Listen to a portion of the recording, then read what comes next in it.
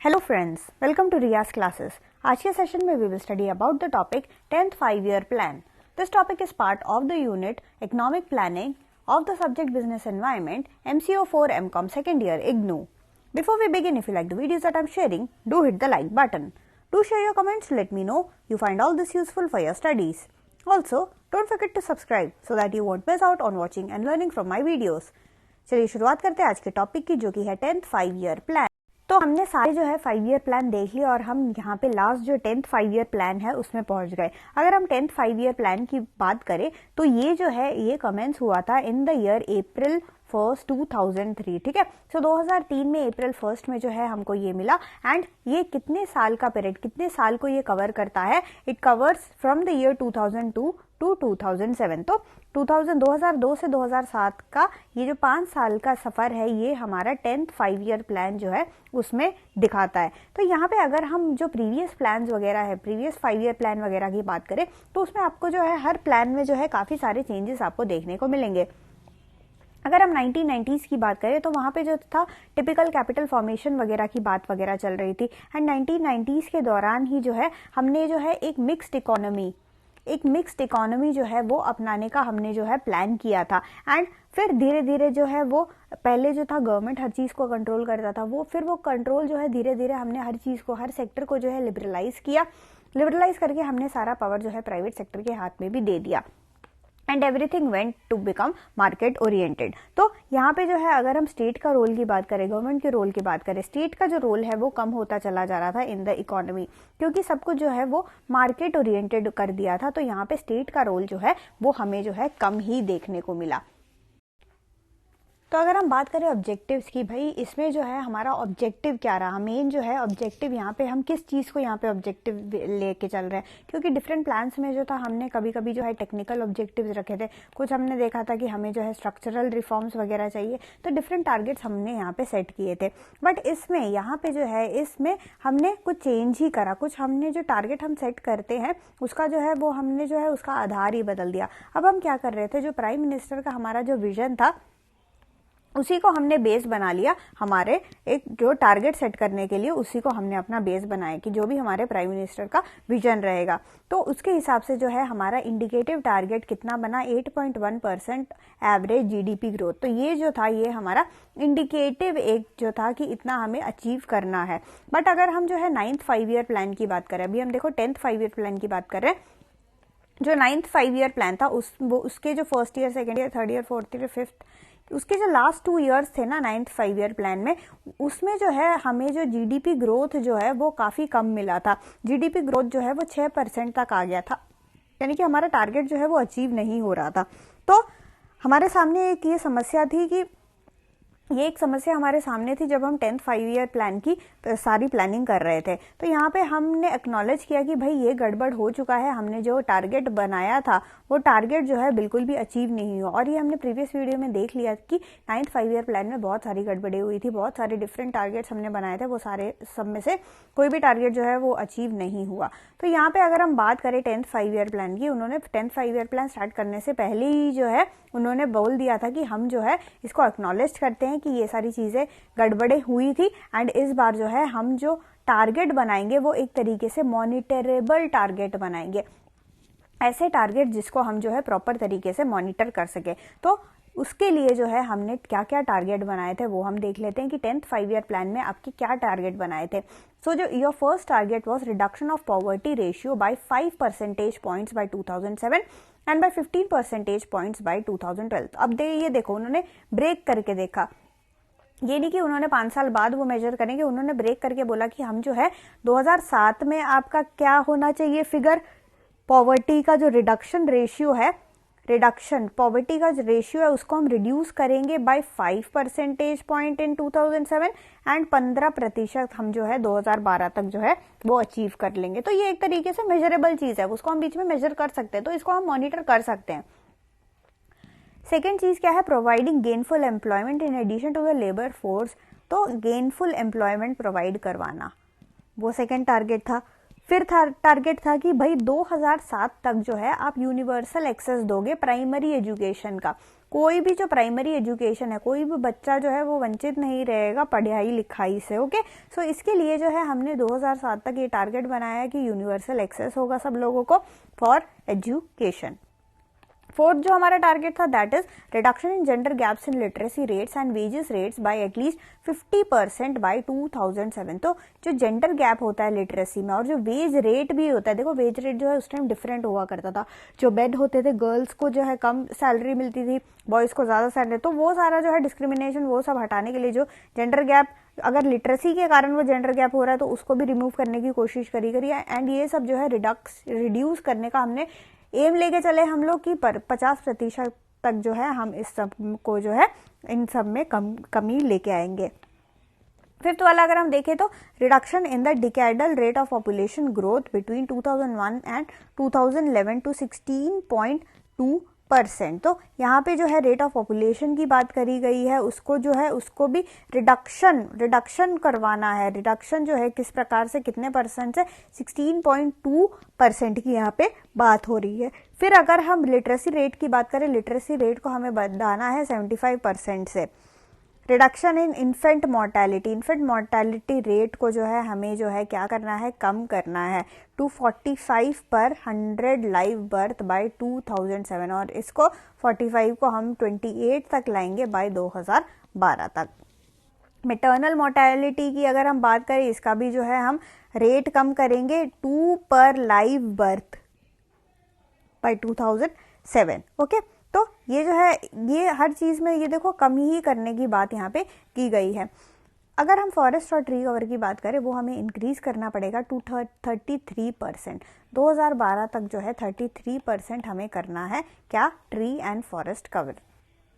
ये पहले देखो 2000 पहले हमने देखो ब्रेक हम लेके चल रहे हैं। 2007 के लिए हमने अलग टारगेट रखा है कि भाई 2007 तक आप जो है 25% तक अचीव करोगे, फिर आप जो है 2012 तक जो है 33% तक जो है अचीव करोगे।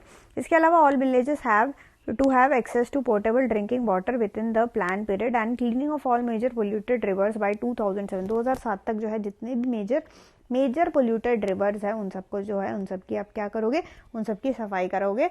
And you will make sure कि हर गांव में जो है, हर गांव में क्या है, पोर्टेबल ड्रिंकिंग वाटर की फैसिलिटी, उनको जो है स्वच्छ साफ पानी एटलीस्ट पीने को मिले, क्योंकि जो क्लीन ड्रिंकिंग वाटर है उसकी भी काफ़ी ज़्यादा समस्या है हमारे देश में। तो ये जो है ये हमने कुछ ऐसे टारगेट्स बनाए, इस बार हमने ऐसे टारगेट्स बनाए जिसको हम जो है प्रॉपर तरीके से मॉनिटर कर सकते थे, प्रॉपर तरीके से हम लोग मेजर कर सकते थे। ओके, इसलिए आप देखोगे कि सारा टारगेट जो है वो 2 पार्ट्स में बना रखा है इन्होंने, ताकि हम इजीली जो है उसको मॉनिटर कर सके। अगर कुछ भी गड़बड़ होती है हम जल्दी से जो है उस गड़बड़ को सुधार सके। तो इसलिए जो है एक इसका ऑब्जेक्टिव ही जो है वो हमने काफी मेजरेबल तरीके से जो है यहाँ पे बना रखा है। सो अगर यहाँ पे डेवलपमेंट स्ट्रेटजी की अगर हम बात करें कि डेवलपमेंट में रोल कितना है किसका, तो अगर हम गवर्नमेंट के रोल की बात करें तो गवर्नमेंट का रोल यहाँ पे काफ़ी ज़्यादा रिस्ट्रिक्टेड है। तो यहाँ पे जो है गवर्नमेंट को ज़्यादा रोल प्ले करने की ज़रूरत नहीं है। हर चीज़ जो है मार्केट से अब लिंक कर रखा है, प्राइवेट सेक्टर को भी जो है वो ज़्यादा जो है छूट वगैरह दे रखा है। तो गवर्नमेंट का जो ओनरशिप है हर जगह से जो है कम होता चला जा रहा है।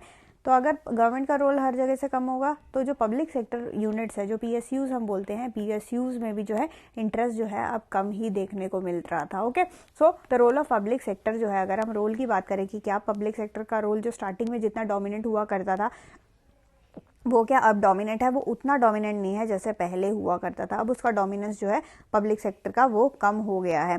पर इसका मतलब ये नहीं है कि गवर्नमेंट जो है किसी भी कोई भी डेवलपमेंट में कंट्रीब्यूट नहीं करेगा, ऐसा नहीं है। गवर्नमेंट जो है कुछ ऐसे चीज़ों पे फोकस करेगा जहाँ पे प्राइवेट सेक्टर नहीं फोकस करता। अब देखो प्राइवेट सेक्टर जो है उनका मेन एम क्या है, प्राइवेट सेक्टर का मेन एम होता है कि भाई पैसा कमाना, प्रॉफिट कमाना। ओके, तो वो जो है वो जाके कोई गांव में जाके अपना ब्रांच नहीं खोलेगा। अगर हम बैंक की बात करें, बैंक जाके कोई अपना प्राइवेट बैंक जाके ना अपने गांव में वगैरह ब्रांच नहीं खोलते, वो लोग जो है शहरों में खोलते ताकि वो लोग प्रॉफिट कमाएं। तो वो लोग जो है जो फाइनेंशियल इंक्लूजन जैसी चीज़ें होती हैं वो सब ये लोग जो है नहीं करते प्राइवेट सेक्टर बैंक। और ऐसे जगह में यहाँ पे जो है काम आता है हमारा गवर्नमेंट, क्योंकि हमारा गवर्नमेंट वो करता है, वो चीज़ें करता है जो कि प्राइवेट सेक्टर नहीं करते। जहाँ जहाँ प्राइवेट सेक्टर नहीं काम करेगा वहाँ पे कौन काम करेगा, वहाँ पे हमारे गवर्नमेंट जो है गवर्नमेंट काम करेगी। तो तभी इसलिए आप देखते हो कि हर गवर्नमेंट बैंक जो है, गवर्नमेंट बैंक अगर देखो हर गांव में आपको जो है गवर्नमेंट बैंक मिलेगा। सो कहने का मतलब यही है कि हर सेक्टर, कोई भी सेक्टर हो गया, यहाँ पे जस्ट मैं बैंकिंग की बात कर रही हूँ। सिमिलरली अगर आप इंफ्रास्ट्रक्चर एक्टिविटीज़ की बात करो, ऐसे काफ़ी सारे एरियाज़ हैं जहाँ पे इंफ्रास्ट्रक्चर एक्टिविटीज़ में जो है प्राइवेट सेक्टर जो है पार्टिसिपेट नहीं करता, क्योंकि प्राइवेट सेक्टर को दिखता है कि भाई वहाँ पे पैसा नहीं है, पर गवर्नमेंट को दिखता है कि भाई अगर इंफ्रास्ट्रक्चर को इम्प्रूव किया गया तो हमारे देश का फ़ायदा होगा और हमारे सिटीज़न का भी फ़ायदा होगा, क्योंकि हमारे सिटीजन को भी जो है अच्छा इंफ्रास्ट्रक्चर जो है यूज़ करने को मिलेगा। तो यहाँ पे गवर्नमेंट जो है अपने सिटीजन की भलाई देखती है और कंट्री की भलाई देखती है, जबकि जो प्राइवेट सेक्टर है वो क्या देखता है, वो बस क्या देखता है, खाली प्रॉफिट ही उसका एम होता है, और वो इसमें ऐसे कामों में इंटरेस्ट ही नहीं दिखाता। तो ऐसे चीज़ों में कौन इंटरेस्ट दिखाता है, कौन काम करता है, ऐसे काम करने में काम आता है हमारा गवर्नमेंट। तो सरकार जो है, यहाँ पे सरकार का रोल भी है, थोड़ा बहुत है, बट डायरेक्ट डेवलपमेंट में नहीं है। डेवलपमेंट के अलावा जो ये सब काम है, इन सब में जो है गवर्नमेंट का रोल बहुत ज़्यादा है। इसके बाद देखो वो जो पॉवर्टी वगैरह था, पॉवर्टी वगैरह जैसी समस्याएं, पॉवर्टी का समस्या जो था बहुत ही ज़्यादा था। ओके, पॉवर्टी नंबर 1 बहुत ज़्यादा समस्या था हमारे पास। एंड जो सेकंड मोस्ट समस्या जो अब तक क्या चला आ रहा था, वो जो एम्प्लॉयमेंट वाला समस्या। तो ये दो जो है प्रायोरिटी समस्याएं हैं, ये जो दोनों जो है वो बहुत ही ज़्यादा मेजर समस्या है। वो किसको पता था, वो पता था हमारे गवर्नमेंट को। ओके, हमारे गवर्नमेंट को पता था कि भाई ये बहुत ही ज़्यादा मेजर समस्या, हर 5 ईयर प्लान में हमको जो है ये समस्या फंसाता है, ना इनमें इम्प्रूवमेंट होता है, ये जो है बिगड़ता ही चला जाता है। तो ये भी मद्देनज़र रख के 10th 5 ईयर प्लान में इन्होंने पहले से ही जो है कुछ स्ट्रेटजी बना दी थी, कुछ चीज़ें बना दी थी। उन्होंने मेन 3 चीज़ों पे फोकस करने की यहाँ पे कोशिश करी। इन्होंने पहला चीज़ ये बोला कि भाई देखो, एग्रीकल्चर सेक्टर जो है, एग्रीकल्चर सेक्टर से, एग्रीकल्चर एक ऐसा फील्ड है, एक ऐसा एरिया है जहाँ पे जो है मैक्सिमम लोग जो है, मैक्सिमम जनता जो है जुड़ी हुई है एग्रीकल्चर सेक्टर से। तो उन्होंने ये बोला कि अगर जो है हमने जो है रूरल पॉपुलेशन, देखो रूरल पॉपुलेशन ज़्यादा से ज़्यादा एग्रीकल्चर सेक्टर से जुड़ा। रूरल पॉपुलेशन को आप जो है एमएनसीज में नहीं देखते, रूरल पॉपुलेशन को जो आप जो है मेनली गांव में एग्रीकल्चर करते हुए ही देखते। तो इन लोगों ने ये बोला कि अगर हम एग्रीकल्चर पे ही फोकस करें, अगर हम एग्रीकल्चर के एरिया में डेवलपमेंट लाएं, तो इन सब का डेवलपमेंट हो जाएगा। ओके, इन सबको जो है उसका जो है बेनिफिट मिलेगा। तो ये एक प्रायोरिटी रखा किसमें, ये एक प्रायोरिटी रखा हमने 10th 5 ईयर प्लान में। सेकेंड, अगर हम बात करें कि सारे सेक्टर्स का रैपिड डेवलपमेंट हो, रैपिड डेवलपमेंट हो, सारे सेक्टर, ऑल सेक्टर्स का रैपिड डेवलपमेंट हो। रैपिड डेवलपमेंट अगर सारे सेक्टर का होगा, कुछ सेक्टर, अब देखो आपको याद होगा प्रीवियस 5 ईयर प्लान में हमने पढ़ा था कि कुछ में जो है कुछ एरियाज को फोकस कर रहे थे, है ना, कुछ सेक्टरों को फोकस कर रहे थे। ऐसा नहीं है, अब हम जो है सारे सेक्टर को फोकस करेंगे। यहाँ पे सारे सेक्टर को फोकस करने से गेनफुल एम्प्लॉयमेंट होगा, गेनफुल एम्प्लॉयमेंट होगा। हर तरह के लोग, हर डिफरेंट पढ़े लिखे लो, आईटी वाला को भी जॉब मिल रहा है, इंजीनियर को भी जॉब मिल रहा है, मेडिकल स्टूडेंट को भी जॉब मिल रहा है। ओके, चाहे भाई बंदे ने कुछ भी पढ़ा हो, एमबीए वाले को जॉब मिल रहा है, एमकॉम वाले को जॉब मिल रहा है, बीबीए वाले को जॉब मिल रहा है, बीकॉम वाले को जॉब मिल रहा है, आर्ट्स जिसने पढ़ा उसको जॉब मिल रहा है, कॉमर्स वाले को, हर बंदे को जो है जॉब मिल रहा है। चाहे वो 12वीं पास है, 12वीं पास को अपने हिसाब से जॉब मिल रहा है। ओके, अगर वो 10वीं पास है उसको अपने हिसाब से जॉब मिल रहा है। हर बंदे को जो है क्योंकि हर सेक्टर में अगर सारे सेक्टर का आप डेवलपमेंट करोगे ना, तो बंदा कहीं ना कहीं तो भाई लग ही जाएगा और उसका लाइफ जो है सेट हो जाएगा।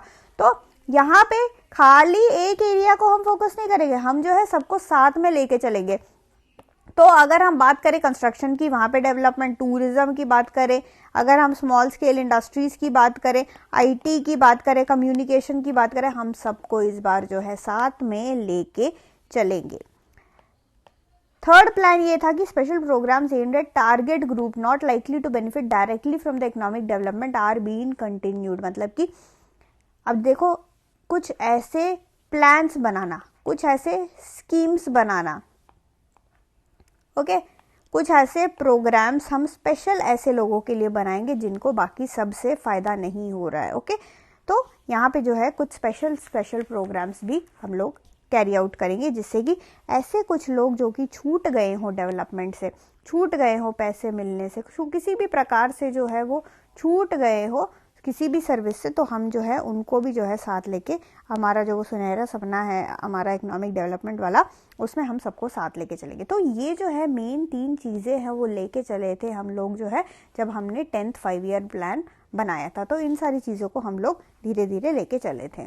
तो अब हम देखते हैं कि क्या भाई कुछ कॉन्स्ट्रेंट्स जो है वो फेस करना पड़ा जब हमने 10th 5 ईयर प्लान बनाया। देखो 10th 5 ईयर प्लान जब बनाया तो उसके सामने उसको स्टार्ट करने से पहले हमारे सामने बहुत ही ज़्यादा समस्याएं थी।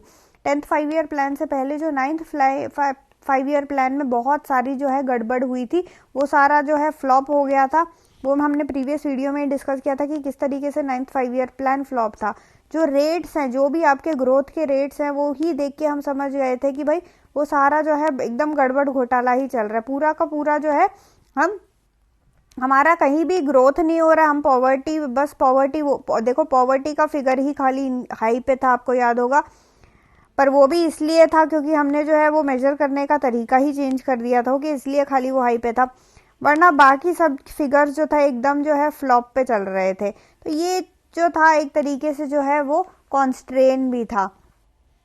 इसके अलावा अगर हम पॉपुलेशन की बात करें, जो although the growth rate of population was declined to below 2% per annum, the growth rate of population in the working age group will continue to accelerate during the 10th 5 year plan। तो यहाँ पे जो है, यहाँ पे हम ये बोल रहे हैं कि देखो जो ग्रोथ ऑफ द पॉपुलेशन है, हमने जो पॉपुलेशन कंट्रोल वगैरह भी करने की कोशिश की, तो overall average growth of population जो है वो 2% से डिक्लाइन कर गया। ओके, बट जो हमारा वर्किंग एज ग्रुप है ना, वर्किंग एज ग्रुप कौन सा एज ग्रुप होता है? जो वर्किंग एज ग्रुप होता है वो होता है 15 साल से लेकर 60 साल। 15 साल से लेकर 60 साल के जो लोग थे उनकी संख्या जो है बट वो बढ़ी हुई थी, उनकी संख्या जो है बढ़ती चली जा रही थी। अगर ये संख्या बढ़ गई मतलब कि वर्किंग एज ग्रुप के लोग बढ़ते चले जा रहे थे, हमारे पास जो है लेबर बहुत सारे हो रहे थे और इनको जो है एम्प्लॉयमेंट प्रोवाइड करना जो है बहुत बड़ा समस्या था। इतने सारे वर्किंग पढ़े लिखे लोगों को आप कहाँ एम्प्लॉयमेंट दिलाओगे? तो ये सारा एक बहुत बड़ा समस्या था। तो अगेन हमारे 10th 5 ईयर प्लान के आगे था। और अगर हम सेविंग रेट वगैरह की बात करें तो सेविंग रेट जो था उसको भी बढ़वाने की जो है टारगेट था, उसको भी कि हम जो बढ़ाएं ताकि जो है जो हाउस होल्ड सेक्टर है, हाउस होल्ड सेक्टर जो है वो उन सबको जो है ताकि फायदा हो। ओके, तो ये सब पे भी जो है वो ध्यान रखा था। इन्वेस्टमेंट रेट वगैरह भी था, उस पर भी ध्यान रहा था। इन्वेस्टमेंट रेट वगैरह देखो सब कुछ जो है, एक्सपोर्ट के फिगर्स हमने देखे थे 9th 5 ईयर प्लान में बहुत ही ज़्यादा गड़बड़ थे। तो 9th 5 ईयर प्लान में जितने भी गड़बड़ थे ना वो सारे आप यहाँ पे कॉन्स्ट्रेंट में लिख सकते हो। वही सारे गड़बड़ जो है फेस किए थे जब हम 10th 5 ईयर प्लान को स्टार्ट करने वाले थे। फिर कुछ लोग आए भाई क्रिटिकल रिव्यू भी हम देख लेते हैं।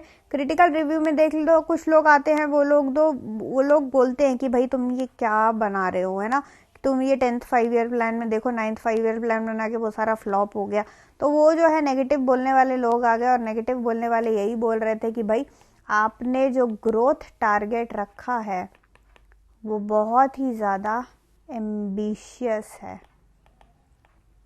भाई, इतना ज़्यादा अचीव तुमसे नहीं होने वाला, तुम तो रहने दो, तुम तो छोड़ दो, इतना तुमने बहुत ही ज़्यादा रखा हुआ है अपना ग्रोथ रेट। क्योंकि अगर आप प्रीवियस ग्रोथ रेट देखो तो इतना ग्रोथ रेट कभी भी नहीं हुआ है। 8% का ग्रोथ रेट टच करना बहुत बड़ी बात होती है, आप कैसे कर रहे हो इसको? तो ये जो है जो नेगेटिव बोलने वाले हैं वो लोग आके बोल रहे थे।